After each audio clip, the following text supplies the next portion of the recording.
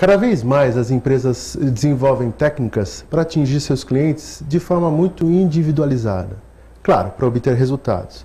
Mas hoje percebe-se que, para isso, é necessário também que se tratem os profissionais também desta forma.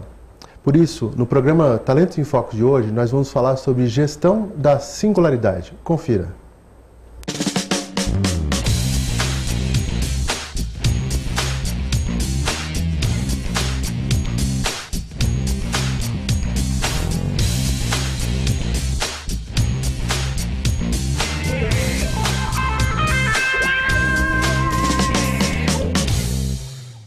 Começamos mais um programa Talentos em Foco, é um prazer estar com vocês e hoje eu tenho a honra, tem sempre um convidado especial, mas eu tenho um convidado super especial aqui que vai falar sobre um tema que ele trabalha há bastante tempo, é um profissional que roda o nosso país aí, desenvolvendo pessoas, e ele vai falar sobre gestão da singularidade. Eu tenho aqui o Eduardo Carmelo, é um prazer tê-lo aqui, meu amigo. Obrigado, Paulo.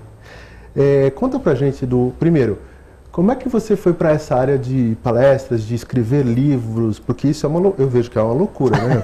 Eu ainda não chego lá. Eu fui coautor de um livro, mas para chegar ainda intenso, né? É uma coisa... eu trabalhei no Banco do Brasil durante 7 anos e lá, no finalzinho, entrei na área de recursos humanos. Na época a gente desenvolveu um projeto que teve abrangência nacional. E quando eu iria para Brasília, meu diretor não me cortou, não deixou eu ir. E aí eu pedi demissão, saí do banco e fui aprofundar a carreira de educador, que eu gostava muito, né? Eu sou um educador por profissão.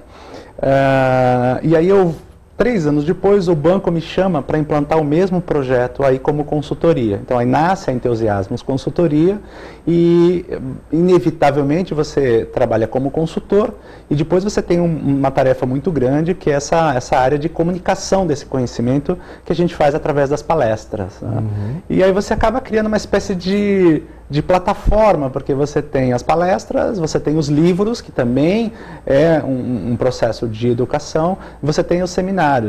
E depois você entra numa loucura.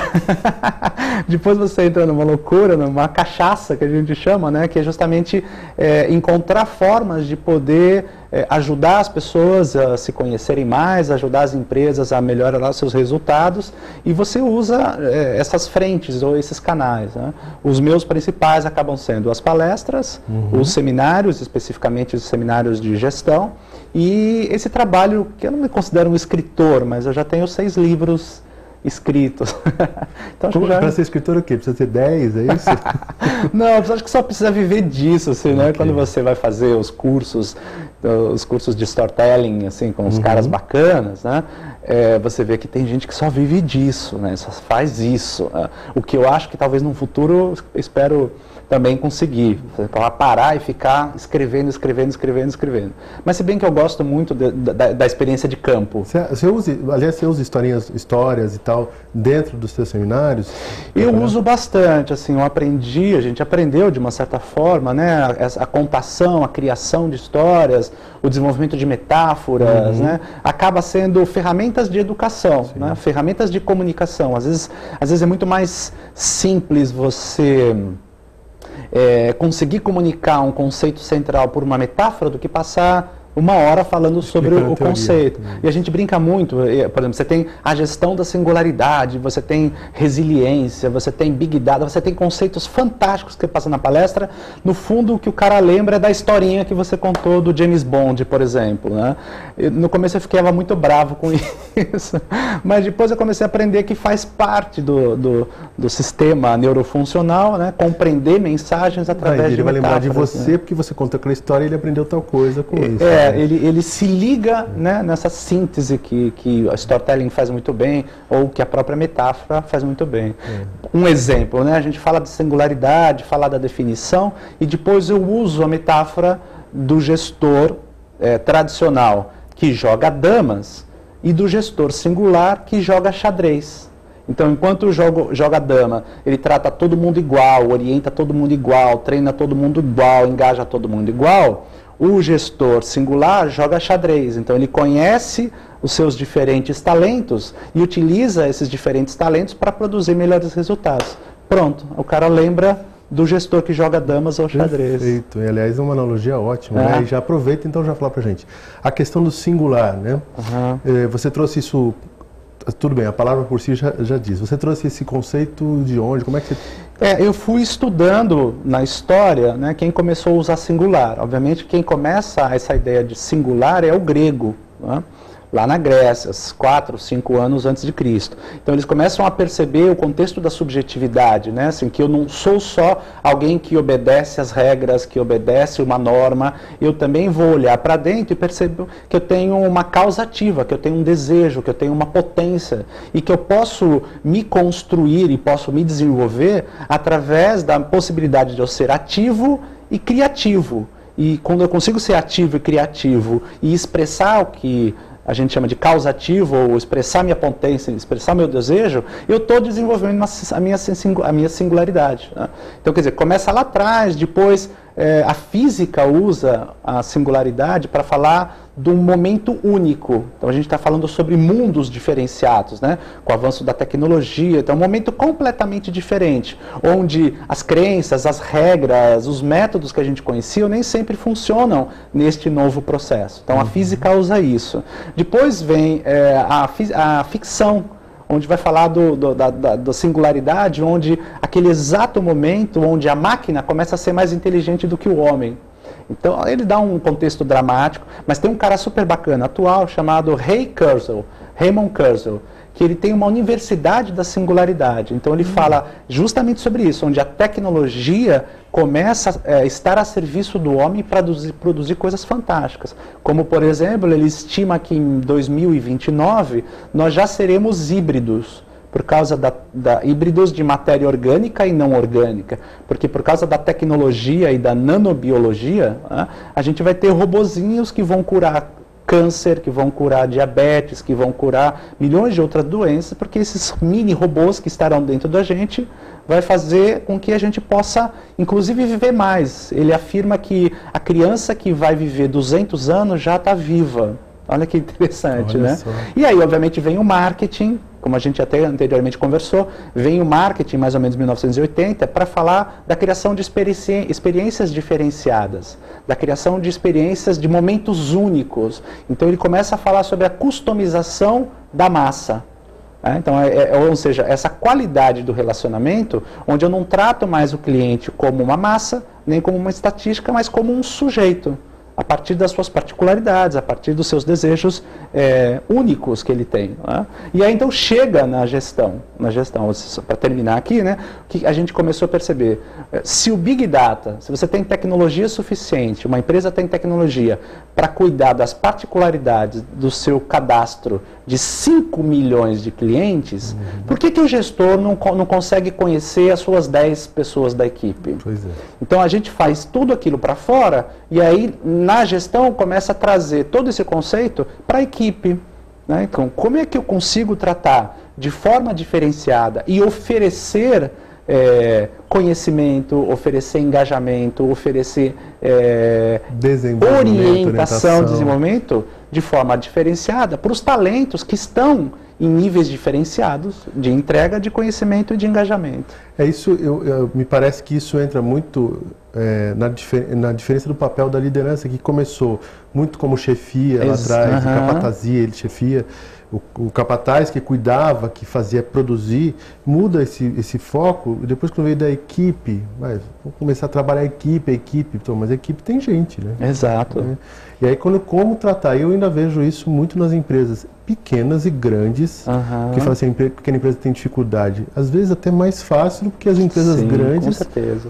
Pela falta de preparo de muitos líderes, um comportamento assim muito próximo e vamos lá, porque eu tenho meta, para quem não tem. A gente costuma dizer que o comportamento, na verdade eu estudei 5 anos dentro das empresas com os próprios clientes para tentar entender como é que funcionava essa transmissão de conhecimento, porque em tese a gente trabalha com gestão do conhecimento. E inevitavelmente você tem um padrão desse gestor que está acostumado com este modelo tradicional, né? Que é o gestor que joga dama. Quer dizer, o que o gestor tradicional faz? Quando a equipe não está batendo a meta, ou quando ele está com algum problema, né, o gestor chama todo mundo numa sala, dá uma lavada em todo mundo, dá uma bronca em todo mundo, dá uma animada em todo mundo e de repente dá um treinamento de performance para todo mundo. E aí quando você vai fazer uma análise mais acurada, você percebe que tem lá 20, 30% que bateu a meta, que está altamente engajado, que conhece de tudo, e ele leva essa mesma lavada. Né? E aí o que a gente percebeu? O gestor singular, ele vai começar pelo menos a entender segmentação da sua equipe, ou seja, tem caras de alta performance, tem caras de média e tem caras de baixa. Não para classificar esse povo, mas para entender como é que ele pode oferecer o melhor conhecimento, a melhor orientação. Então, toda a metodologia que a gente desenvolveu mostra que se ele consegue ao mínimo segmentar em 3, por exemplo, né, alta, média e baixa, conseguir perceber, tratar não só as pessoas de forma singular, mas entender em que fase do processo elas também estão, ele consegue melhorar o resultado. Então, o que a gente conseguiu mostrar é que se você conseguir oferecer tratativas diferenciadas para esses níveis diferenciados, a gente constatou melhoria primeiro, de resultado, de 5% a 25%, quer dizer, pensa em 2014, onde a gente percebe que a economia não vai ser tão forte assim. Pensa que 1% de melhoria já é algo super bacana, 2% de melhoria de receita já é fantástico. Né? Então, tem empresas que a gente conseguiu 5%, tem empresas que a gente conseguiu 25%. Então, esse é o indicador. O segundo indicador é engajamento. Poxa, a gente só fala disso, pessoas não veem significado naquilo. Se você é um cara bacana, você faz tudo isso e o teu gestor não vê o seu resultado, não confere, não reconhece, não mostra que você está fazendo algo diferente.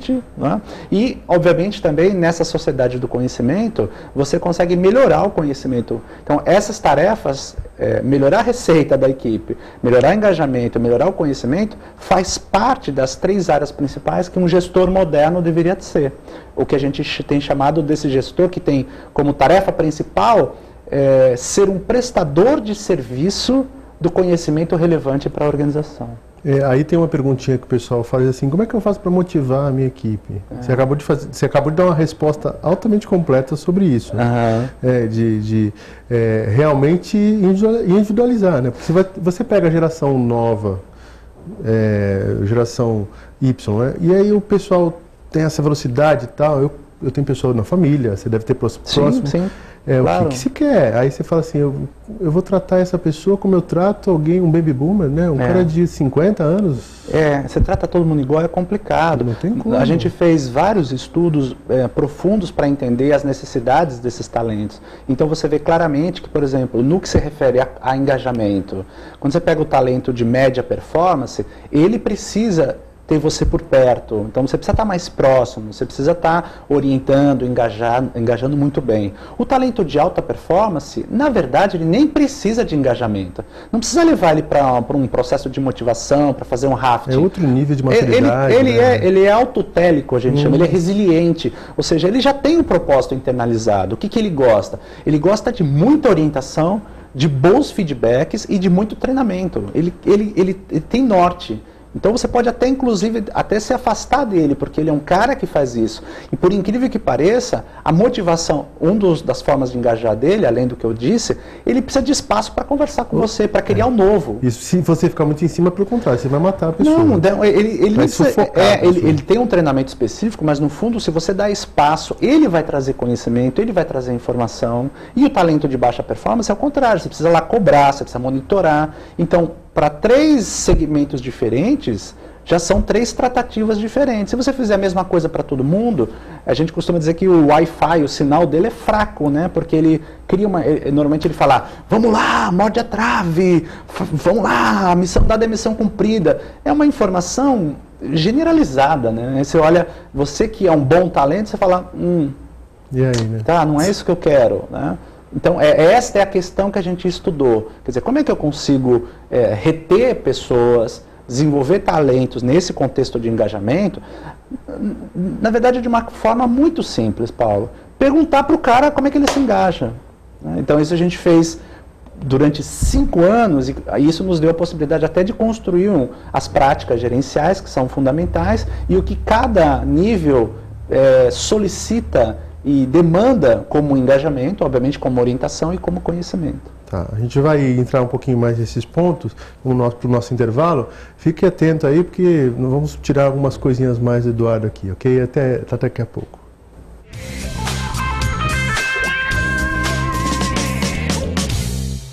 Se você quer algo diferente e está por dentro de tudo que acontece em sua cidade, mande dicas, sugestões de pauta pela nossa fanpage facebook.com/tvcom.santos. Interaja com a programação da sua TV Com. TV Com, interagindo com você. Eu quero convidar você a se encontrar conosco todos os dias de segunda a sexta, às 18 horas aqui na TV Com, no programa de Bem com a Vida, uma revista eletrônica que fala sobre saúde, moda, comportamento, entretenimento e muito mais. Eu tenho certeza que você vai adorar. Todos os dias às 18 horas, com reprise às 7 da manhã. Eu e você, de Bem com a Vida, aqui na TV Com.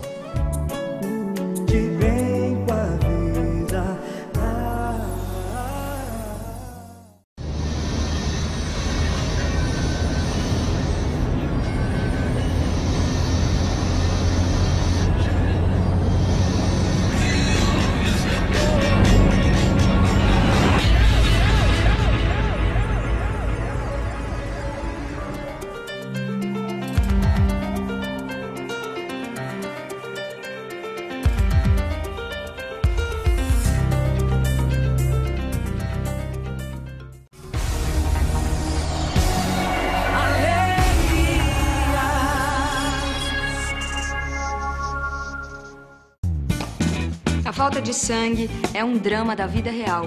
Ligue e agende a sua doação. Doe sangue e passe a bola para um amigo seu. Olá, eu sou Elke Fogagnoli e gostaria de convidar a todos a assistirem ao programa Rotary na TV. É uma revista eletrônica onde os principais fatos e fotos que foram registrados viram destaque aqui na TV Com. O nosso programa vai ao ar todos os domingos às 10h30 da noite. Eu conto com a sua audiência.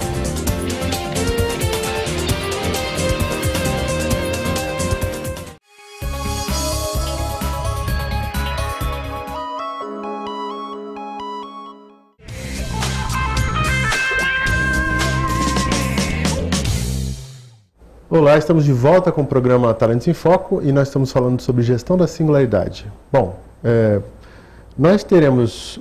semana que vem, eu já tenho falado isso nos 2 últimos programas, nós temos o Campus Party que acontece em São Paulo, no AMB. É o maior evento de TI, de internet do Brasil. Não sei se até da América Latina, mas do Brasil é. Me parece que tinham mais de 8.000 pessoas inscritas nesse período.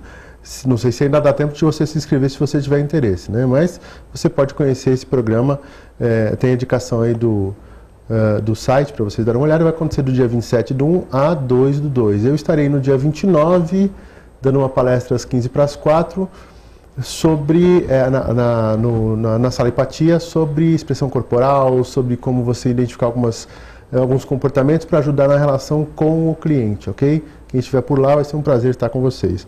Quero falar também sobre a Inês Coso, sobre o curso GEM, Gestão Estratégica de Neurociência, com Neurociência. E esse curso é um curso, como o próprio Eduardo faz um trabalho há bastante tempo, a Inês também faz um trabalho há bastante tempo sobre estudo de comportamento, voltado à parte empresarial, à parte de educação, no foco empresarial. Então esse curso, ele traz muito a condição de você aprender como é que você usa isso no teu dia a dia, ou para capacitar as pessoas, ok? Esse curso acontece em fevereiro, então vocês podem entrar no site da TAI Consultoria e dar uma olhadinha qual é o período que ele vai acontecer. Eu quero falar de um parceiro nosso, a Praxis Academia. A gente está falando de singularidade, né? A gente está falando de comportamentos, estamos falando de tratar as pessoas individualmente. Eu não sei o quanto você se cuida, então não é só a questão da academia, de você fazer ginástica, mas a questão de você ver como é que está a sua saúde. A Praxis, eles têm um trabalho muito legal de Rolfing, eu não sei se vocês conhecem, a gente já falou aqui, mas o Rolfing é um trabalho de desenvolvimento da musculatura no seu nível mais profundo, e as pessoas que têm má postura, que têm problema de coluna de ombro, eu tive problema de ombro, eu fiz esse trabalho lá, não tenho mais problema, né? Melhorei a minha postura, mas a gente continua melhorando isso cada vez mais. Tem a academia, então vocês podem também verificar a academia. Tem orientação de professores para que você cuide um pouquinho do corpo, tem ginástica na parte da piscina, quer dizer, tem bastante coisa para vocês poderem desenvolver. Acupuntura, então tudo que tem a relação à saúde e desenvolvimento pessoal, e a gente fala isso de forma holística, né, de forma completa, você pode encontrar na Praxis, ok? Bom, Edu, você estava falando muito desse negócio da maturidade do profissional, ou seja, o líder também reconhecer como é que o seu liderado está, em que nível ele está e saber como é que ele trabalha esse profissional. Perfeito. Você tem mais alguma dica nesse sentido? Porque se é singular, eu tenho que ter esse... Se você pensar em grandes empresas, médias empresas e pequenas empresas, o gestor, na verdade, cada vez mais ele tem mais responsabilidades, muitas atribuições, e realmente é muito difícil ele conseguir atingir as suas metas, porque ele é um sanduíche, né? Acaba sendo, ele está no meio, ele recebe as metas e nem sempre ele pode discutir essas metas, ele tem que conseguir repassar essas metas. Então, eu considero o trabalho do gestor hoje realmente muito desafiador. Se a gente puder, uma questão que foi essencial, que a gente achou, que foi muito importante, que ajuda muito o gestor, é ele sentar e poder perceber quem são os seus talentos de alta performance, média performance, baixa performance, e fazer 3 perguntinhas, 3 coluninhas. A primeira é, como cada um procede? Então você vai ver que o talento de alta performance é um cara rápido, que antecipa, que traz informações. Depois você vai perguntar como é que ele precisa se engajar. Então, como é que ele trabalha, como é que ele precisa se engajar, e depois você tem que ter um trabalho sério de sentar com ele e descobrir quais as expectativas dele em relação ao seu papel de gestor, que parece simples, mas é muito desafiador você conseguir sentar com a equipe e dizer, bom, o que eu preciso fazer para ajudar vocês? Então você faz isso para alta performance, para os talentos de média e para os talentos de baixa. Quer dizer, você vai ter uma noção muito grande de compreender que o cara de alta performance, você pode até dar espaço para ele porque ele vai fazer. A gente sonha em ter toda a equipe de alta performance, mas nem sempre isso é possível. Então a tratativa para ele é diferente do cara que você vai precisar criar uma agenda para o cara, antecipar as próprias entregas dele, porque ele vai esquecer. Né? Então, se você olhar e entender como é que eles procedem, como é que eles se engajam e o que eles precisam em termos de informação ou de conhecimento para poder produzir melhor e alcançar os seus resultados, você já começa a fazer essa essência do trabalho da singularidade. E aí você se torna esse enxadrista, esse cara que sabe jogar xadrez. Então você percebe, pro Paulo, que é de alta performance, eu vou tratar de um jeito. Mas não é só porque eu sou diferenciado, é porque ele vai melhorar a produtividade dele, é porque ele vai perceber o engajamento.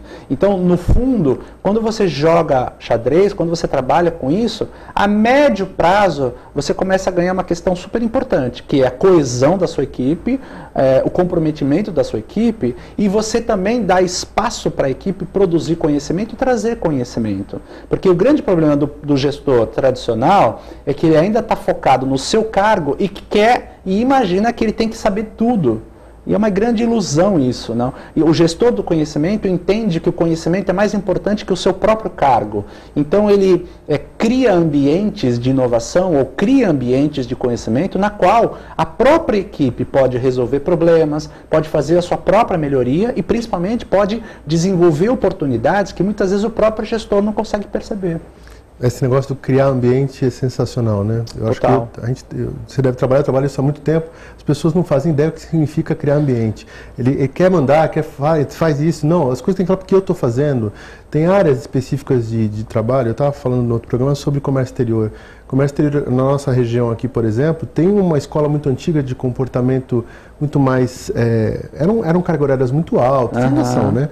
As cargas horárias, mas é um trabalho bem duro, era muito a questão de andar no porto e tal. Então tinha uma coisa meio de estar junto. E os líderes eram os resolvedores de problema. Tem um problema, é o líder que resolve. Hoje isso não é o líder, assim. Se tem um problema, já vem com umas 3 opções aqui, né? Exatamente. Se já não vem com a solução, né? Exatamente. E aí como desenvolver isso e o líder não se sentir vazio Porque ele não tem mais função. Eu falei para alguns, já trabalhei, se você serve para isso, quando não tiver problema, você não serve mais para nada. Pelo contrário. É uma ilusão, né? Mas esse é um trabalho sério mesmo, né? Porque, no fundo, é isso que acontece. Quando ele experimenta essa nova forma de atuar, onde ele é um criador de ambientes onde o conhecimento possa fluir, é claro que ele vai perder aquele status do chefão, né? Mas ao mesmo tempo ele se perde nisso, ele tem medo de não ser mais prestativo no sentido antigo, né? Mas ele passa a ser, na verdade, um belo de um mentor. E isso para ele é importante, porque ele tem medo de que alguém que tem mais conhecimento do que ele tome o lugar dele. E nem sempre isso é verdade. Na verdade, o cara tem mais conhecimento e quando ele produz isso, a equipe começa a respeitá-lo pela própria capacidade que ele tem, e que provavelmente outros não têm, de criar esse conhecimento. E aí ele passa a ser justamente esse cara, esse mentor. E ele tem um ganho maior, que é o ganho de também, porque quem trabalha com conhecimento também ganha o conhecimento. É a grande forma dele se atualizar, é a grande forma dele ser respeitado, é a grande forma dele se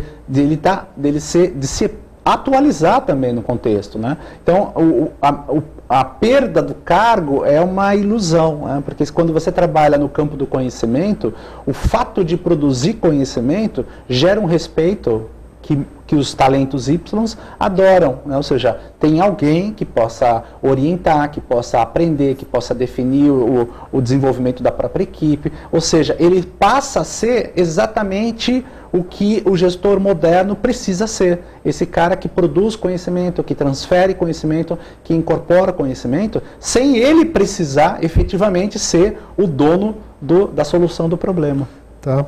Bom, aí no teu livro você coloca fala muito sobre isso, e eu acho que esse é um ponto que você colocou agora, tem a ver com o que a gente tem falado bastante, que é para o desenvolvimento eu preciso investir em mim e na minha equipe em relação à capacitação, vamos chamar de qualificação e tal. Perfeito. Eu até tenho um slogan na minha empresa que é desenvolvendo talentos para o sucesso. Desenvolver talento é sempre ter sucesso, né? E aí o talento é singular. Sim, eu vou incorporar, tá?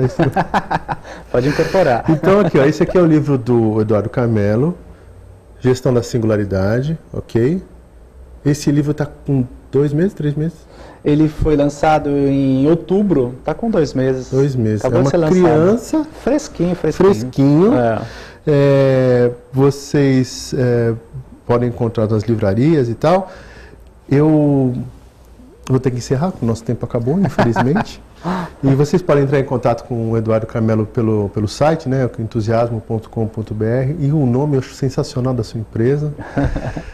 Vocês também podem entrar em contato com a gente no programa Talentos em Foco pelo e-mail, né, pelo talentosemfoco@gmail.com.